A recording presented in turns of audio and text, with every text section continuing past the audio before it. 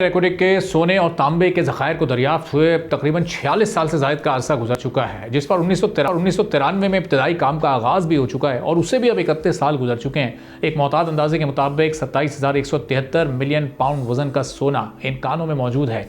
रेकोडिक में 7 खरब डॉलर की मादनियात की मौजूदगी का तखमीना लगाया जा रहा है, जिसकी पैदावार 2028 से शुरू होने का इम्कान है। 2028 से 2032 तक सालाना तकरीबन 7,000 किलोग्राम सोना और 19 करोड़ किलोग्राम तांबे की पैदावार मुतवक्के है। एक अंदाजे के मुताबिक तांबे और सोने की सालाना पैदावार 8 करोड़ टन हो सकती है। इस कान की उम्र 40 साल के लगभग मुतवक्के है और यह भी मुमकिन है कि इस दौरान इसी इलाके या करीबी इलाकों में मजीद मादनियात या दीगर ज़खायर का सुराग भी मिल जाए और उसका दौरानिया और दायरा कार और ज़्यादा वसी हो जाए। एक अंदाजे के मुताबिक 2050 में दुनिया को 650 मिलियन मैट्रिक टन तांबे की ज़रूरत होगी। इसलिए कान की मालियत इस वक्त की ज़रूरत के मुताबिक बहुत ज़्यादा हो सकती है। जहाँ तक रकबे का ताल्लुक है तो एक्सप्लोरेशन लाइसेंस 350 से 400 मुरब्बा किलोमीटर का है, जबकि कान का रकबा 80 से 120 किलोमीटर तक होगा।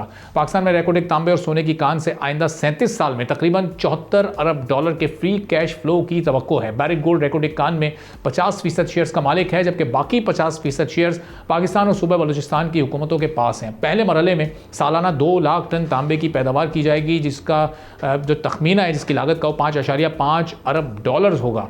माशी माहिरीन के मुताबिक रेकोडिक मंसूबा पाकिस्तान की इकोनॉमिक ग्रोथ के लिए एक बहुत ही अहम संग मील साबित हो सकता है। सऊदी अरब की माइनिंग कंपनी मनारा मिनरल्स ने रेकोडिक मंसूबे में 10 से 20% शेयर्स खरीदने के लिए इंटरेस्ट शो किया है, जिसकी मालियत 500 मिलियन से 1 बिलियन डॉलर्स के दरमियान है। सब्सक्राइब करें और बेल दबाएं ताकि कोई खबर रह न जाए।